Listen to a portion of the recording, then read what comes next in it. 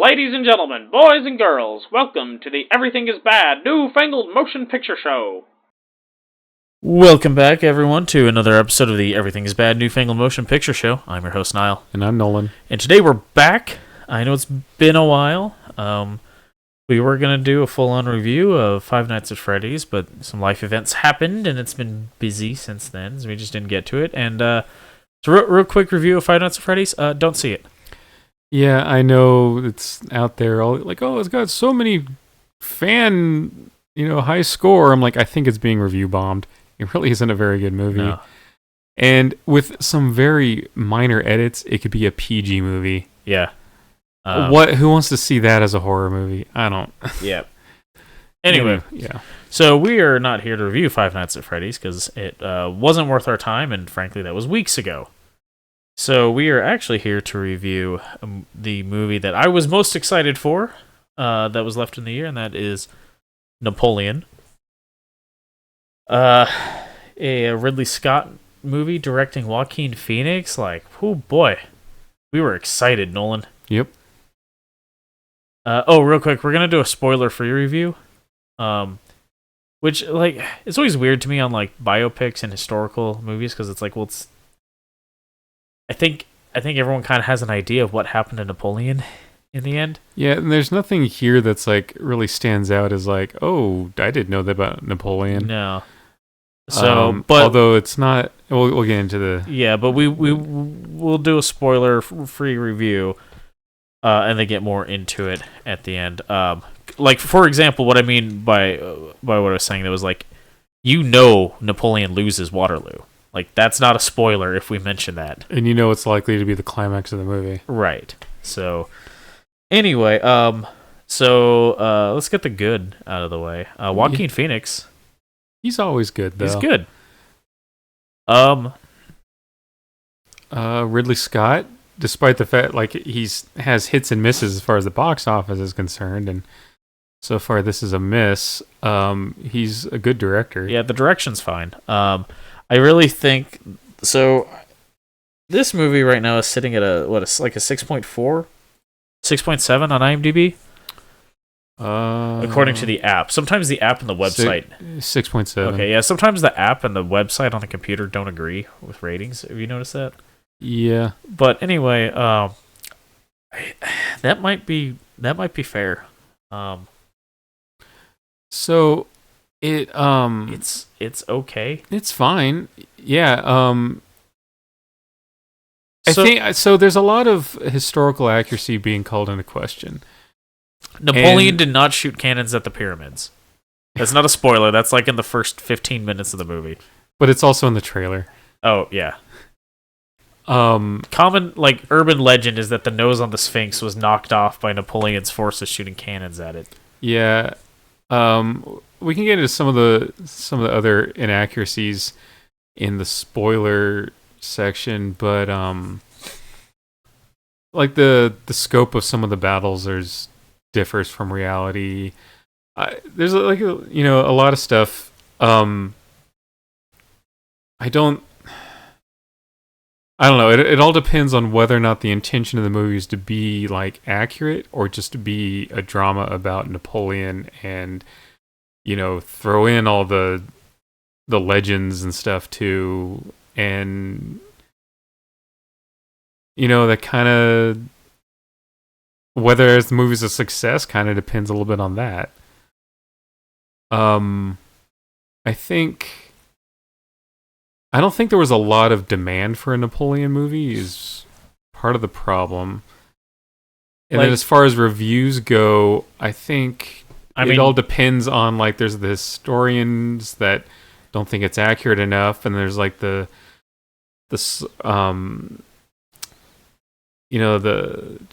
normies, or that's not really the word I'm looking for, but who maybe found the movie a little boring because they're expecting more battles. Yeah, so I'm definitely more of a history buff than you are. But you also something of a history buff, I would say. Yeah. A history appreciator. Yeah, and I recently, within the last year or so, sort of gave myself a crash course on the French Revolution, because it was like I was playing a game involving it, and I was like, this is bananas. What is even going on here historically? And I went and looked up, like, oh, the French Revolution was bananas. Yeah, it really was.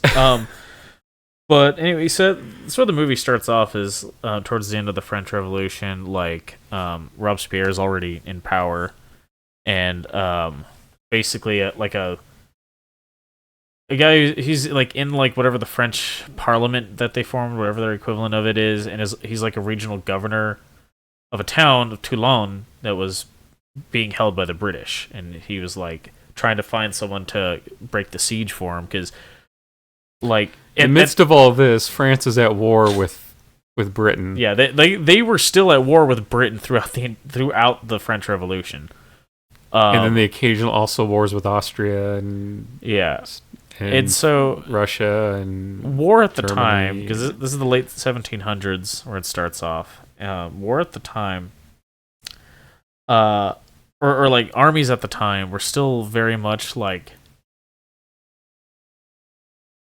sort of medieval in some way, like sort of feudal in some ways, in that like, you know, if it wasn't like the king commanding you, you had to convince the regimental commanders to like fight for you, basically. Yeah. So it starts off with this governor like convincing Napoleon to break this, or to take back Toulon. I think it was Toulon, right? That's the name of that town. I'm not the most familiar with the Napoleonic Wars myself, so cut me some slack. But and it starts off like I thought it was a great start to the movie, because I was like, oh, this is showing his like, you know, his like tactical prowess. Like he comes up with a really sound plan. It's innovative. Yeah, and that's one of the things that really made him good, is he was innovative. Yeah, and like he didn't tie himself to the traditions. Right. And then they also show the Battle of Austerlitz, which is a battle during like before he becomes emperor, and he's like supreme commander of their army or whatever. Which in the movie makes it look like he's a tactical genius, but it was sort of luck in real life, from what I understand, that things played out the way they did for him. But it made him look really good. Yeah, well, he was able to take advantage of a situation. But then by the time we get to the Battle of Waterloo, like I was like, this feels so much less dynamic than the rest of the battles in this movie. It was kind of disappointing. Yeah. And like it didn't feel big enough. Like I don't know how big Toulon or Austerlitz were, but like everyone knows that there was hundreds of thousands of troops on both sides at Waterloo, and it did not feel like it. Mm-mm. It felt like a few thousand per side, you know. Yeah, and I'm and like, it was like this one little area across this field, and like I don't think Napoleon and I can't remember the dude's name, but the Duke of Wellington were actually like online close enough to each other for them to actually see each other. Right. So, which they do in the movie. And like also I'm pretty I would have to double check a map, but I'm like 90% certain that the Austrian or the Prussians come in from the wrong side in that battle. But anyway, hope none of that's a spoiler. Like Napoleon loses Waterloo, and it was a coalition force of British and Prussian troops. Like this is pretty well known stuff.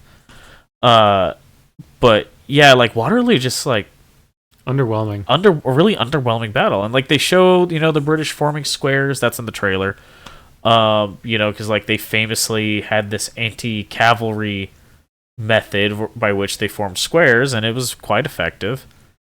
You know, until cavalry started carrying carbines and pistols. Yeah, I mean, one of the advantages the French army had over the British was more cav. Yeah. Well, and just like generally speaking, they had a better trained and equipped army. Well, until World War I or World War II, France held the record for most number of victories in history. I think as far as like European armies. I think they might still do. Yeah. They might actually still hold the record for most number of military victories on land. And Napoleon is largely responsible for a lot of that. Well, he fought like 66 battles and only lost a couple of them. Yeah. So that's an impressive track record.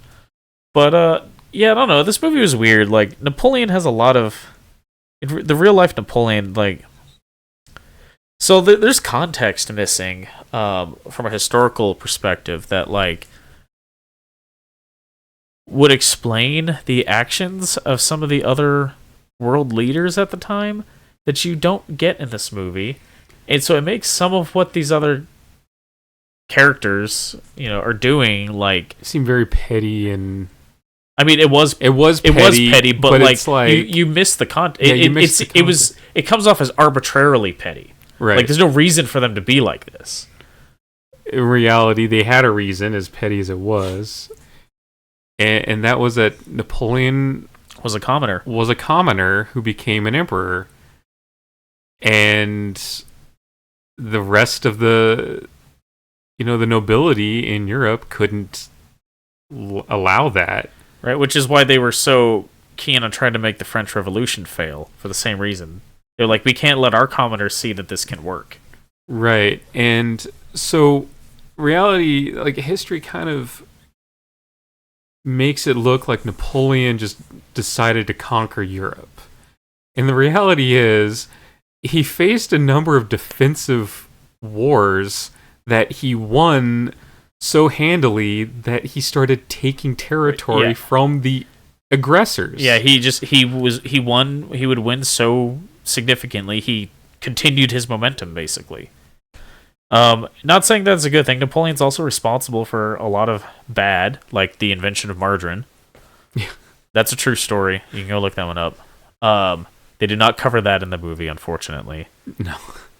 It'd be funny if they just threw that in with like all the allies against him. Like, oh, and by the way, his people have this new fake butter. Ugh. Ooh. Ew, indeed. But didn't they perfect the canning process as well at the same time? Yeah. Well, war breeds innovation. Like, right. He needed to feed his troops, and the result was preserves, shelf stable fake butter and preserving process. Yeah. But anyway, so I don't know. Like there's like some jarring time jumps in this movie too. Mm-hmm. Because like no one like noticeably ages. Napoleon's haircut changes throughout the movie because he starts off changes. Yeah, his waistline changes, but like he has this like shoulder length hair at the very beginning, and then by the end he has that like what you're used to, like the famous painting of him on the horse haircut. I mean, it's hard. Like the movie takes place over like several decades. Yeah, it's like because it starts in the late 1790s, right? Let's see. Yeah, the French Revolution was like in the 1780s, and it starts off as like towards the end of that, and it goes all the way to Waterloo, which was 1812, 1813. Oh, this is so embarrassing. When was Waterloo? I think it was 1812. But anyway.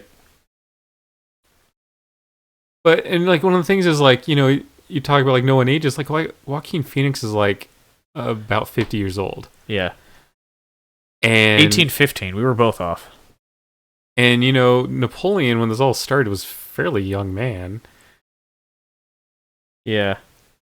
And it's just like the whole time you're just like looking at him like, all right, that's like he's kind of craggy the entire movie, but apparently Hanover, Brunswick, and Nassau also had troops at and the Netherlands also had troops at.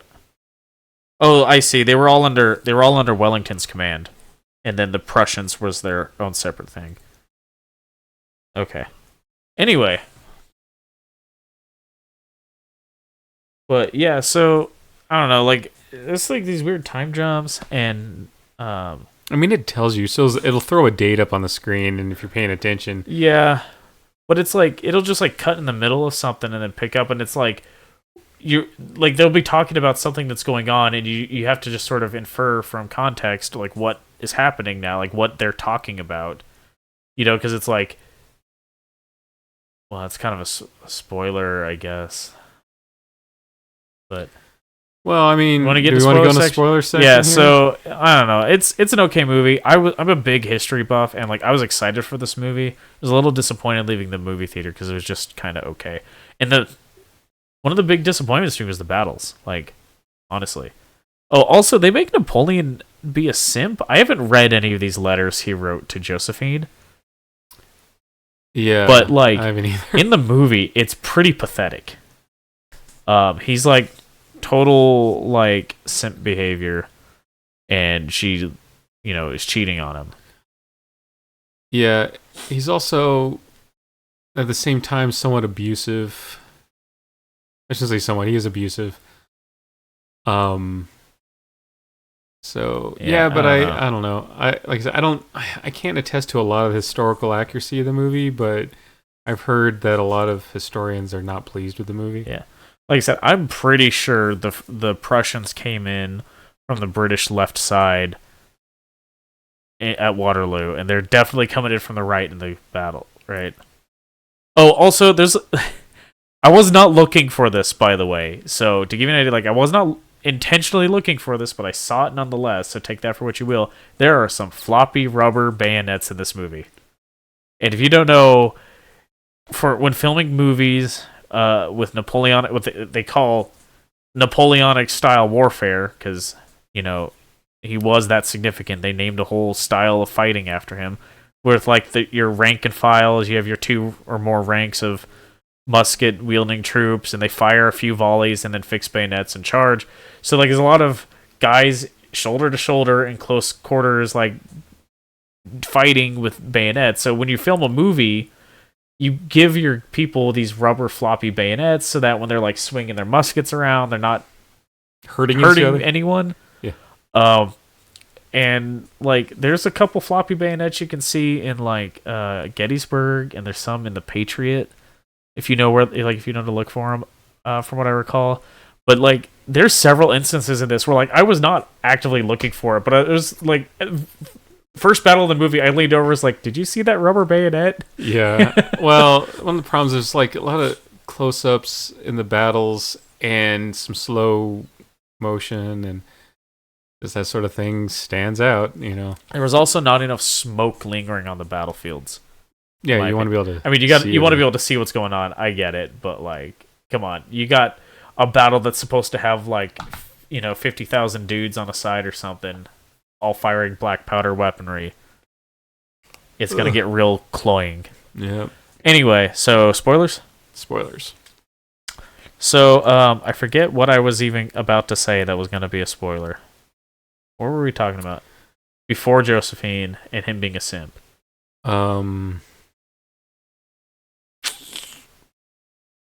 Battles. I don't know. Oh, something I wanted to bring up. In this movie, it has him coming back to France from Egypt because he finds out that his wife is cheating on him. My understanding is the reality is he went to Egypt and lost and had to come back because he got his ass kicked in Egypt. Not because of any word about his wife cheating on him.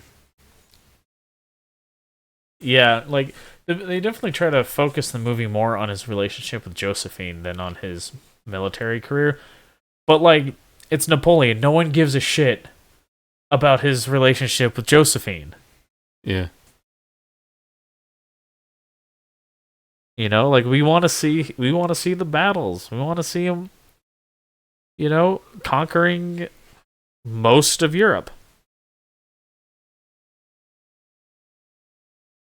Arthur Wellesley, by the way, was the Duke of Wellington. Okay. First Duke of Wellington, in fact.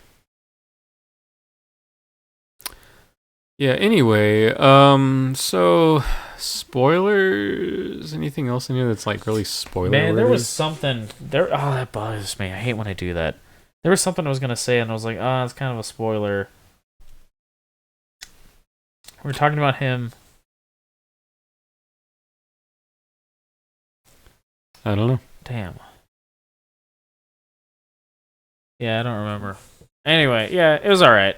I recommend going to see it though, just because like there's not a whole lot else out unless you want to see. What was in theater? There was something. What was the big movie that was in theaters when we were there? Oh, I don't know. There was something that was like, oh, that's the big deal movie at the moment. Oh, Wish. Wish was in the big screens, in the big theaters. Movie looks boring as hell to me. Like it just looks so generic. I've seen clips on TikTok of some of the musical sequences from it, and it's like, man, there was some we've had some good music from Disney movies, and then this comes out, and it's just like meh. It's like this one I saw. I was like, how did we go from this? And it's the Maui song from Moana, and then like to this, and it's like I think it's like the villain song, maybe. Like, I don't know. It had a sinister vibe to me anyway. Like some dude in like a 1700s ish era looking like military uniform and like a mustache, something singing about how he wants respect. I have no idea the context. Not seen the movie. Probably won't see the movie because it looks boring. It looks so generic. Like I saw the trailers for that and I was like, this looks like a film student whose assignment is to make a movie that is similar to a Disney movie. Yeah. I mean, I know the whole like concept is supposed to be a send-up of a Disney movie, like an original story that is just like the generic Disney movie was kind of the concept as far as I understand. But maybe it was too much the case. Yeah, if that's the case, that's a dumb idea. Hey, let's purposefully make a super generic movie. That sounds weird, right? Anyway. Yeah. So, yeah. What's next, Nolan? Like, there's not a whole lot left in the year since they bumped everything during the SAG-AFTRA strike, right? Oh, yeah. Let's see. Release calendar here. Gosh, it's being slow. Because we would have been seeing Dune over the weekend, right? It would have been last weekend? Or the weekend before Thanksgiving. Because it was the weekend of your... Well... No, I think it was the weekend of Thanksgiving, because I think it was after that. Okay. Close to it. Anyway. The Vengeance of Dracula. Man, all these Dracula movies. Oh, man. They're making a Nosferatu movie. Yeah. I found out about today. With, what's his name from It? The Skarsgård from It. Which one was Alexander? Alexander Skarsgård? Or is that Alexander? Or no, it's the other Skarsgård. Stellan? No, Stellan's dead. The one who played Pennywise in the new It movies, he's playing Orlok. And because the promotional picture I saw, it's like in the style of the movie, so it's like that square aspect ratio, and it's like dark at the edges of the frame and stuff, and it's all sepia tone. Then there's a reincarnation of Dracula, and just a week later, then the Seduction of Dracula. Are these just re-releases of old Dracula movies? No, they say they're 2023. I feel like we're getting a lot of Dracula right now. Yeah. It Came from Dimension X. Bill Murray? What is this? Area 51 is yet again witness to the world's most sinister conspiracy plot when alien swamp monsters run amok, killing all in its wake, with a paranoid scientist, 2 stone security guards, and FBI hot on its trail. It looks super cheesy. Looks kind of amazing. I don't know. Maybe we'll end up seeing that because, like, I was looking at that list over your shoulder and it doesn't look great. Okay, that's not the same Bill Murray because there's no photo, right? That's not that Bill Murray then, because it's Bill Murray 31. What does the 31 mean? There are 30 other Bill Murrays previously listed. Chronologically. Okay. On IMDb. Okay. I would have thought that SAG would not have let someone star in a movie and call themselves Bill Murray. Now I'm curious.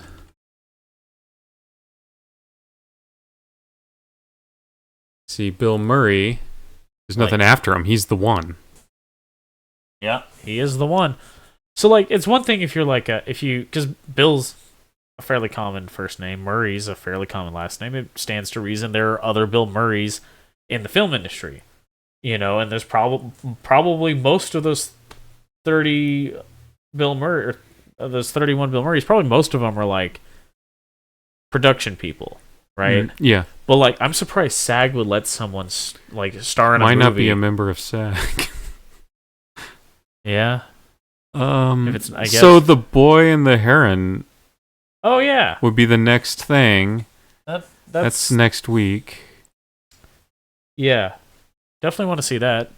It's gonna be Miyazaki's last movie again for the third time.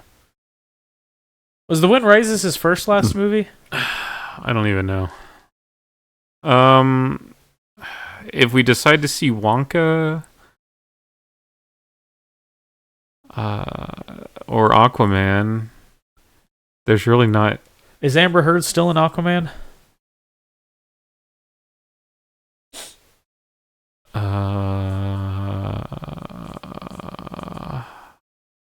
Yeah, but she's like 1, 2, 3, 10th down. Huh. So not a lot in Aquaman, I'm guessing. Ferrari, Adam Driver, maybe. The Boys in the Boat, maybe. The Boys in the Boat looks super Oscar baity. That takes us up to the end of the year. Yeah, it's not a whole lot. Beekeeper in January, though. Yeah, we're seeing Beekeeper. What day? What weekend? January 12th. Yeah, we're seeing that.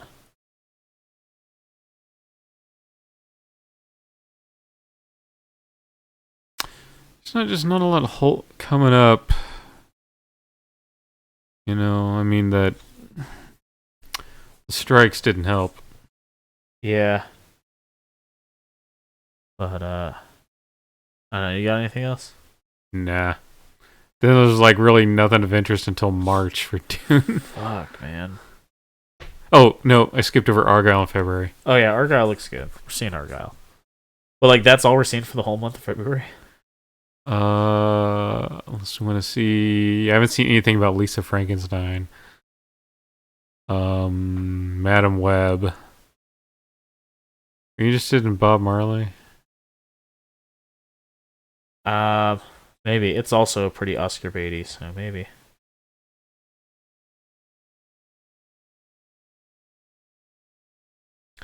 There's a Rayman movie? Huh. That's got to be Illumination, right? Oh, it's DreamWorks. I would have thought Illumination, since, two French studios would come together to do that, but no, it's DreamWorks. Doesn't DreamWorks own Illumination? Don't they publish all of Illumination stuff? Or am I tripping? I don't think that's the case. Anyway, yeah, we don't got anything else. Yeah. Oh,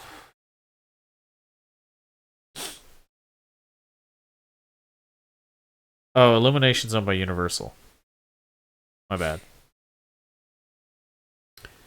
Yeah. Anyway, yeah, so, yeah, no, nothing else? No. Okay. Yeah, so I guess until next time, thanks for listening. Bye. Toodles.